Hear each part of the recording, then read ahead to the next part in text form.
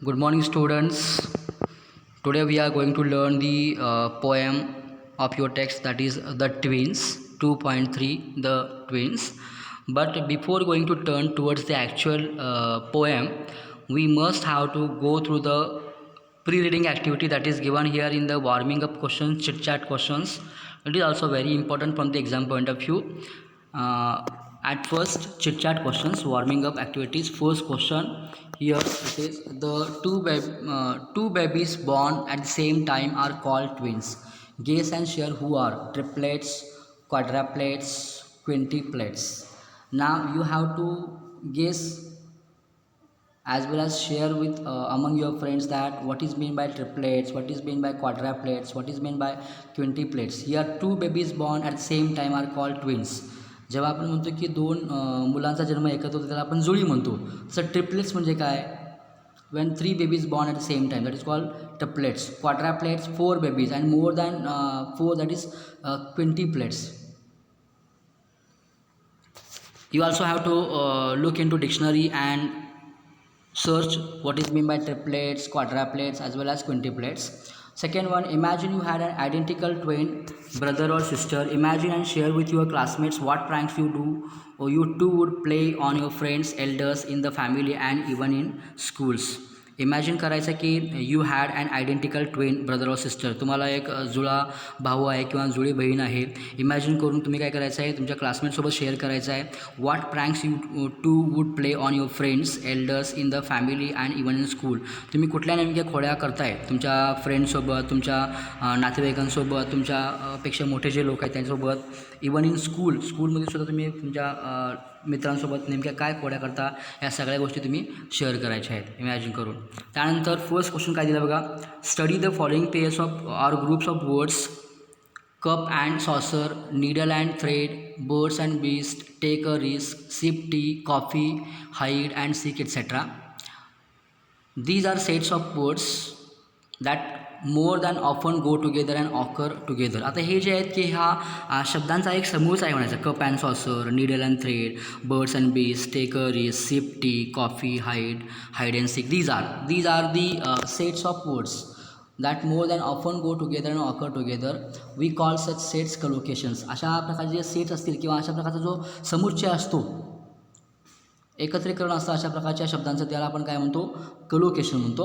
Now insert the proper words from the bracket to form collocations: effort, time, defeat, clothes, owners, necessary, role, interview, morning, cold. These words are given here. We have to insert proper words, appropriate word from all these words to form such collocations.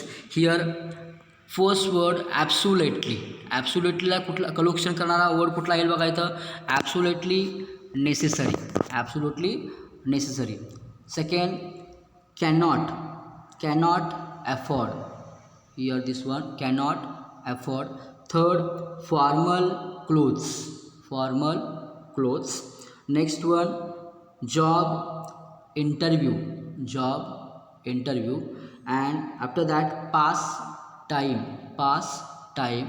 Next one, accept. Here it is defeat. Early morning, it is also given, early morning. After that, catch a cold. Next one, leading role, that is given here. And last one, joint owners, that is given here. These are the collocations. They are the words, group of words of or pairs of group of words. These are, so they are called, and that these words often go together and often occur together, so they are called collocations, as we have seen that. Now third one, exaggeration or overstatement often causes humor. And for example, she is thin as a pin. म्हणजे आपण काय म्हणतो की over statement करतो, अतिशयोक्ती करतो, त्यामुळं काय होतं की ह्युमर तयार होतं, विनोद तयार होतो. अशा प्रकारचं ह्युमर जो आहे तो आपल्याला बघायचा आहे. फॉर एक्झाम्पल त्यांनी दिलेलं आहे की she is thin as a pin, तर ती एखाद्या पिनसारखी बारीक दिसते, सडपातळ दिसते. अशा प्रकारचं आपण काय करून ओव्हर स्टेटमेंट करून फंडसुद्धा तयार करतो किंवा ह्युमर क्रिएट करतो. He has a P size brain. Another two examples are given. He has a pea-sized brain. My shoes are killing me. It is not possible, but for fun, for enjoyment, he has made such type of humor. Overstatement. When such exaggerated lines occur in poetry, they are examples of the figure of speech hyperbole. जेव्हा अशा प्रकारचे ओव्हरस्टेटमेंट जेव्हा येतं पोएममध्ये किंवा अशा प्रकारचा humour create केला असतो पोएट्रीमध्ये, अशा प्रकारच्या एक्झाम्पल्सना आपण काय म्हणतो की हायपरबोल म्हणतो, अतिशयोक्ती अलंकार त्याला म्हणतो. जेव्हा एक्झागरेशन असतं किंवा जेव्हा ओव्हर स्टेटमेंट केलं असतं, अतिशयोक्ती केली असते for creating humour only. These examples are of the figure of speech hyperbole. Now complete the following examples of hyperbole using words from the bracket below. खाली bracket मध्ये काही words दिलेत बघा. Horse, here these are horse, lion, death, and ocean, ton, turn, second, help. Now we have to place them at appropriate place by for using hyperbole. She wept an ocean of tears. Here she wept an ocean of tears. Actually it is not possible, but for creating fun or enjoyment, for humor, it has been used by the poet. She wept an ocean of tears. Next one, the hungry man at a dot of food असे दिले. The hungry man at a what we have said that help of food. Next one, he runs faster than a horse. He runs faster than a horse. D, but I'm freezing to death. And last one, I shall come over in just a second. These are the examples of hyperbole as they create overstatement, exaggeration. Now we are going to turn towards the actual poem, The Twins. But before going to discuss the whole poem, I am going to read at first. Please listen it carefully. आता ही poem अगोदर शिकवण्यापूर्वी मी पूर्ण poem read करतोय, काळजीपूर्वक लक्ष द्या. The Twins. In form and feature, face and limb, I grew so like my brother that folks got taking me for him, and each for one another. It puzzled all our Keith and kin. It reached a fearful pitch. For one of us was born a twin, yet not a soul knew which. One day, to make the matter worse, before our names were fixed, as we were being watched by nurse, we got completely mixed, and thus you see, by fate's decree, or rather nurse whim, my brother John got Christian me, and I got Christian him. This fatal likeness even dodged my footsteps when at school, and I was always getting flogged for John turned out a fool. I put this question fruitlessly to everyone I knew. What would you do if you were me, to prove that you were you? Next one, our close resemblance turned the tide of my domestic life, for somehow my intended bride became my brother's wife. In fact, year after year, the same absurd mistakes went on, and when I died, the neighbors came and buried brother John.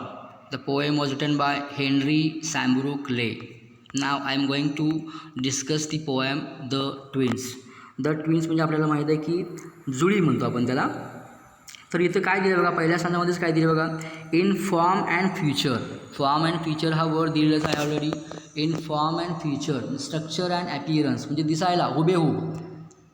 Form and feature. In form and feature, face and limb, I grew so like my brother. Here the poet, narrator, he said that in form and feature, face and limb, I grew so like my brother.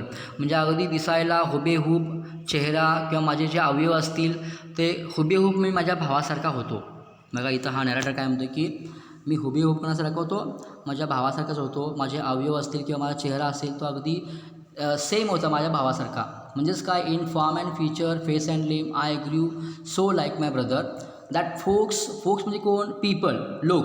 That folks got taking me for him. Taking means here mistaking. Taking here it is mistaking. That folks got taking me for him and each for one another. त्यामुळे लोकसुद्धा काय करायचे, गडबडून जायचे, गोंधळून जायचे. कदाचित मला हाक मारताना, मला बोलवताना ते माझ्या भावाला बोलवायचेत आणि माझ्या भावाला बोलवताना ते मला बोलवायचेत. हा सगळा गोंधळ ह्या लोकांचा व्हायचा या सगळ्या गोष्टीमुळं, कारण आम्ही दिसायला कसे होतो, हुबेहूब होतो. And each for one another. It puzzled all our kith and kin. पुन्हा म्हटले बघा, the word kith and kin means what, relatives, नातेवाईक. तर हा सगळा गोंधळ जो होता, गोंधळ आमच्या नातेवाईकांना सुद्धा गोंधळून सोडायचा, कारण त्यांनासुद्धा आम्ही अजिबात ओळखत नव्हतो. It puzzled all our kith and kin. It reached a fearful pitch. fearful pitch means what, a limit or height. Pitch means what, limit or height. तर असं म्हटलं की it reach a fearful pitch. तर त्या आमच्या नातेवाईकांसुद्धा हा जो गोंधळ होता तो हा गोंधळ गोंधळून टाकायचा, कारण आम्ही दोघे दिसायला हुबेहूब होतो चेहऱ्यानं अवयवानं, आणि त्यामुळं कुणीही आमच्या व्यतिरिक्त आम्हाला कुणीही ओळखू शकत नव्हतं. इवन आमचे नातेवाईकसुद्धा आम्हाला ओळखायचे नाहीत. It reach a fearful pitch, त्यामुळे खूपच गोंधळ व्हायचा. एक प्रकारचा लिमिट किंवा त्याला हाईट म्हटलेलं आहे, फिअरफुल पिच असं म्हटलं. It reach a fearful pitch, त्यामुळे खरोखर खूप गोंधळ उडून जायचा. For one of us was born a twin yet not a soul knew which. पुन्हा म्हटलं आहे, for one of us was born a twin yet not a soul knew which. कारण आम्ही अगदी ट्विन म्हणून जन्माला आलो, जुळी म्हणून जन्माला आलो, आणि त्यामुळं हा सगळा गोंधळ चालला होता. For one of us was born a twin yet not a soul knew which. पण तरीसुद्धा हा सोल जो होता, सोल म्हणजे काय होता, वेगवेगळा होता. सोल म्हणजे आपण काय म्हणतो, एकमेकाचा आत्मा म्हणतो. पण yet not a soul knew which, पण तरीसुद्धा not a soul knew which म्हणजे कुणीही आम्हाला ओळखू शकत नव्हतं या सगळ्या गोष्टी असल्यामुळं, किंवा आम्ही जुळे म्हणून जन्माला आले असल्यामुळं. आता इथं पहिल्या सणामध्ये काय सांगितलं की आमचा चेहरा किंवा आमचे अवयव, आमचं फीचर स्ट्रक्चर हे सगळे सेम असल्यामुळं मी हुबेहूब माझ्या भावासारखा होतो हे सांगितलेलं आहे. त्यामुळे लोक गोंधळून जायचे, आम्हाला मिस्टेकिंग घ्यायचे. म्हणजे काय की समजा मला विचार घ्यायचा असेल किंवा मला बोलवायचं असेल तर ते माझ्या भावाला बोलवायचे, माझ्या भावाला बोलवायचं असेल तर ते मला बोलवायचे. म्हणजेच काय, लोकांचा हा गोंधळ उडायचा. फक्त लोकांचाच नाही तर इवन आमचे रिलेटिव्हसुद्धा गोंधळून गेले होते. It puzzle all our kith and kin असं म्हटलेलं आहे. कीथ अँड कीन म्हणजेच काय, our relatives also. And for one of us was born a twin yet not a soul knew which. कारण आम्ही जुळी म्हणून जन्माला आलो होतो, आणि या सगळ्या गोष्टीमुळे हा सगळा गोंधळ उडायचा. सेकंड याच्यामध्ये काय दिलं बघा, one day to make the matter worse before our names were fixed as we were being washed by nurse we got completely mixed. बघा आता इथं हा गोंधळ उडालेला आहे. One day what happen to make the matter worse, एक मोठी घटना घडली. Before our names were fixed, आमची नावं फिक्स करण्यापूर्वीच. बघा म्हणजे जेव्हा आपण म्हणतो की नाव ठेवायचा जो कार्यक्रम असतो जन्माला आल्यानंतर, तर ती नावं ठेवण्याच्या अगोदरच before our names were fix, आमची नावं फिक्स करायच्या पूर्वीच एक मोठी घटना घडलेली आहे. आता ही घटना म्हणजे काय घडली बघा, as we were being washed by nurse we got completely mixed. म्हणजे जेव्हा दवाखान्यामध्ये किंवा हॉस्पिटलमध्ये नर्सने आम्हाला आंघोळ घातली, वॉश केलं, धुवून साफसफाई केलं, त्यावेळेस आम्ही मिक्स झालो गेलो. वी गॉट कम्प्लिटली मिक्स्ड म्हणजे आम्ही पूर्णपणे मिक्स झालो गेलो. कधी, before our names were fixed. And thus you see by fate's decree. Decree means what, order. Fate's decree नशिबाचा हुकूम म्हणतो आपण, नशिबाचा खेळ म्हणतो. आणि नशीब म्हणजे काय बघा की at the same time we got completely mix, आम्ही पूर्णपणे मिक्स झालो गेलो. आणि we and thus you see by fate's decree or other nurse's whim, म्हणजे एक नशीब असेल किंवा काय म्हणतो आपण त्याला, नर्स व्हीम म्हटलं. इथं व्हीम म्हणजे काय, इथं sudden change of mind. Sudden change of mind म्हणजे या नर्सच्या चुकीच्या थोड्याशा चेंजमुळं, चुकीच्या त्या वागणुकीमुळं असेल किंवा आपलं नशीब असेल. My brother John got Christian me and I got Christian him. माझा भाऊ जो आहे जॉन, त्याला माझं नाव मिळालं आणि मला त्याचं नाव मिळालं. कशामुळं, कदाचित हे नशीब असेल, किंवा असं म्हटलेलं आहे की कदाचित त्या नर्सनं जो काही जे काही काम केलं होतं वॉशिंगच्या वेळेस, त्यावेळेस आम्ही कम्प्लिटली मिक्स झालो होतो, आणि मिक्स झाल्यामुळं कदाचित असेल. तर या दोन गोष्टींना इथं कारणीभूत ठरलेलं आहे. एक तर फेट्स डिक्री किंवा nurse's whim. Fate's decree or nurse's whim म्हणजे या त्या नर्सच्या कामामुळं किंवा या आपल्या नशिबामुळं.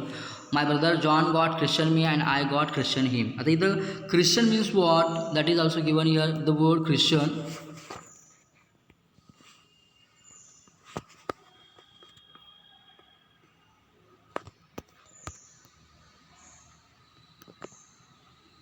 Christian means what here? It is also given here the word Christian, name given to a baby at the naming ceremony. Name given to a baby at the naming ceremony, that is called here Christian, म्हणजे नाव ठेवण्याचा जो काय ceremony असतो, समारंभ असतो, त्याला इथं Christian म्हटले. तर त्यावेळेस ज्यावेळेस नाव ठेवण्याचा हा समारंभ होता त्यावेळेस माझ्या भावाला माझं नाव गेलं आणि त्याला माझं नाव दिलं गेलं. My brother John got Christian me and I got Christian him. आता इथं याचं नाव आहे इथं हेनरी, तर पोएटचं नाव काय इथं हेनरी शामब्रूक ले. इथं असं म्हटलेलं आहे की माय ब्रदर जॉन, त्याच्या भावाचं नाव आहे जॉन, अँड जॉन हे कदाचित नाव मला दिलं गेलं असतं, पण आम्ही मिक्स झाल्यामुळं ते नाव हे माझ्या भावाला मिळालं आणि मला नाव हे वेगळं मिळालं आहे, असं इथं या पोएटला सांगायचं आहे. त्यानंतर पुढं काय म्हटलं आहे बघा की this fatal likeness even dodge my footsteps when at school and I was always getting flogs for John turn out a full.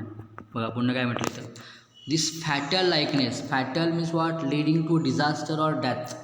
Even dodge means what continued to follow, अनुकरण करणे. My footsteps when at school and I was always getting flogs beaten up म्हणजे मार खाणे, मार पडणे. For John turn out a फूल, जेव्हा एखादी गोष्ट जॉन करायचा तेव्हा ती शिक्षा मला मिळाली जायची. बघा म्हणजे शाळेतसुद्धा स्कूलमध्ये सुद्धा हा मोठा प्रॉब्लेम व्हायचा. आम्ही दिसायला हबीब असल्यामुळं ही जी फॅटल लायकनेस आहे, fatal is leading to disaster or death, म्हणजे मोठा अनर्थ व्हायचा, मोठं संकट यायचं शाळेतसुद्धा. कदाचित की स्कूलमध्ये एखादी वाईट गोष्ट हा माझा भाऊ करायचा आणि त्याची शिक्षा मला मिळायची. I was always getting flogs for John turn out a fool म्हटले, म्हणजे एखादी मिसबिहेवियर तो करायचा स्कूलमध्ये आणि त्याची शिक्षा मात्र मला मिळायची स्कूलमध्ये. म्हणजे शाळेतसुद्धा हा प्रॉब्लेम यायचा आमच्या हॉबी दिसण्यामुळं. I put this question fruitlessly to everyone I knew, what would you do if you were me to prove that you were you. पुन्हा इथं या नॅरेटरने म्हटलेलं आहे I put this question fruitlessly to everyone I knew, म्हणजे जे मला ओळखतात त्या सगळ्यांना मी हा एकच प्रश्न विचारतो आहे. काय बघा, what would you do if you were me to prove that you were you. म्हणजे तुम्हीसुद्धा माझ्या ठिकाणी जर असता तर तुम्ही स्वतःला सिद्ध करण्यासाठी मी हा जॉनच आहे, मी हा हेनरीज आहे हे सिद्ध करून दाखवण्यासाठी तुम्ही काय केलं असता, असा हा नेहमी प्रश्न मी लोकांना विचारतो. जे लोक मला ओळखतात त्या सगळ्या लोकांना मी हा प्रश्न नेहमी विचारतो आहे की तुम्ही स्वतःला सिद्ध करण्यासाठी, तुम्ही स्वतःची ओळख पटवून देण्यासाठी नेमकं तुम्ही काय प्रूव्ह केलं असतं, काय तुम्ही प्रूव्ह करून कसं प्रूव्ह करून दाखवलं असतं. कारण लोकांच्याकडून मला हे उत्तर मिळवायचं होतं की जेणेकरून मलासुद्धा त्या गोष्टीचा फायदा होईल. आणि त्यामुळं हा ज्यांना ओळखतो आहे त्या सगळ्यांना हाच प्रश्न विचारतो आहे, what would you do if you were me to prove that you were you. पुढं नेक्स्ट मध्ये काय दिलं बघा, our close resemblance turn the tide of my domestic life. इथं वर्ड टर्न द टाईड दिलेला आहे. टर्न द टाईड म्हणजेच काय, चेंज द सिच्युएशन म्हणजे परिस्थिती बदलणे. Our close resemblance turn the tide of my domestic life. आणि याच आपल्या हुबेहूब दिसण्यामुळं आमची लाईफची जी सिच्युएशन जी आहे ती पूर्णपणे चेंज झालेली आहे. ऑफ माय डोमेस्टिक लाईफ, घरामधलं वातावरण सगळं बदललं होतं कारण आमच्या हुबेहूब दिसण्यामुळं सगळ्या गोष्टींचा हा खूप प्रॉब्लेम व्हायचा. तर पुढे एक मोठा प्रॉब्लेम झाला दिलेला आहे बघा. पुढे काय म्हटलं आहे की for somehow my intended bride became my brother's wife. आता डोमेस्टिक लाईफमध्ये, घरगुती जीवनामध्ये अडचणी का आल्या बघा, कारण माझी जी इंटेंडेड ब्राईड होती, इंटेंडेड ब्राईड म्हणजे काय की माझं एका मुलीसोबत लग्न ठरलं होतं, but she became my brother's wife. म्हणजे माझं ज्या मुलीसोबत लग्न ठरलं होतं ती मुलगी मात्र माझ्या भावाची बायको झालेली आहे. म्हणजे हा सुद्धा गोंधळ घरामध्ये झालेला आहे बघा लक्षात येते काय, कारण इथं ही हुबेहूब दिसण्यामुळं जेव्हा माझं लग्न ठरलं होतं एका मुलीशी त्याला इंटेंडेड ब्राईड असं म्हटलेलं आहे. ब्राईड म्हणजेच काय, नववधू. ब्राईड म्हणजे काय, इथं नववधू असं म्हणतो. इंटेंडेड ब्राईड बिकम माय ब्रदर्स वाईफ म्हणजे माझं ज्या मुलीशी लग्न ठरलं होतं ती माझी बायको तर झालीच नाही, ती माझ्या भावाची बायको झाली. In fact year after year the same absurd mistakes went on. आणि अशा प्रकारे वर्षभर आयुष्यभर आमच्या लाईफमध्ये अशा प्रकारच्या हास्यास्पद ॲब्सर्ड मिस्टेक्स त्याला म्हटलेलं आहे, ह्या होतच राहिल्या आणि होत आहेतच असं म्हटलेलं आहे. And when I died the neighbours came and buried brother John. आणि इथं मात्र शेवटच्या लाईनमध्ये, शेवटच्या 2 लाईनमध्ये इथं अशी काही गोष्टी दिलेल्या आहेत की ज्या न पटणाऱ्या आहेत, लोकांना त्या पटणारच नाहीत. आणि ते शक्यसुद्धा नाही आहे. शेवटी असं म्हटलं की एक वेळ हे असं होऊ शकते की माझ्या भावाची बायको माझी होऊ शकते किंवा माझी बायको माझ्या भावाची होऊ शकते, अशा अदलाबदल होऊ शकते या हुबेहूब दिसण्यामुळं. पण शेवटच्या या 2 नंबर ज्या गोष्टी दिलेल्या आहेत त्या मात्र अशक्यप्राय आहेत. It is not possible. And when I died the neighbours came and buried brother John. म्हणजे जेव्हा मी मेलो त्यावेळेस माझे शेजारी आले आणि माझ्या भावालाच पुरून टाकलं. ब्युरी म्हणजे पुरणे, इथे ब्युरी दिले. ब्युरी म्हणजे काय? पुरणे या अर्थानं. केम अँड ब्युरिड ब्रदर जॉन म्हणजे जेव्हा जेव्हा मी मेलो तेव्हा सगळे लोक आले, शेजारी पाजारी आले, नेबर्स आले आणि त्यांनी माझ्या भावालाच उचलून नेलं, माझ्या भावाला पुरलेलं आहे. आता या 2 ओळी ज्या आहेत त्या मात्र काय आहेत? अशक्यप्राय आहेत. कारण मी मेलो असताना माझ्या भावाला पुरणं हे शक्यच नाही आहे. कारण तो त्यावेळेस जागा असणार आहे, तो त्यावेळेस जिवंत असणार आहे, तो त्याला अपोज करू शकणार आहे. तर या गोष्टी इथं आहेत. पण बाकीच्या ज्या गोष्टी ज्या दिलेल्या आहेत त्या मात्र या ठिकाणी आपण म्हणता येईल की हास्यास्पद आहेत, ॲब्सर्ड आहेत आणि खरोखर या ट्विनच्या लाईफमध्ये अशा प्रकारच्या अडचणी हे येऊ शकतात. आणि त्यामुळं आपणसुद्धा ट्विन्सना ओळखताना काहीतरी खूणगाठ बांधली पाहिजे, काहीतरी खूण आपण ओळखली पाहिजे आणि त्यांना आपण त्रास देता कामा नये. आपण इथं या शेवटच्या 2 लाईन्स ज्या आहेत त्यामध्ये काहीतरी इम्पॉसिबल आहेत. कारण एखादा व्यक्ती मेल्यानंतर दुसऱ्या व्यक्तीला नेऊन पूर्ण ही गोष्ट काय शक्यच नाही. तर इथंपर्यंत ही जी पोएम आहे ही आपण पोएम बघितलेली आहे. नेक्स्ट चॅप्टरमध्ये आपण पुढचा लेसन घ्यायचा आहे. त्यामुळं आता या पोएमवरती मी तुम्हाला जे काही क्वेश्चन्स देणार आहे ते PDF फॉर्मॅटमध्ये असतील. ते तुम्हाला ॲज युजल सॉल्व करायचे आहेत आणि मला त्याचा फीडबॅक पाठवायचा आहे. थँक्यू.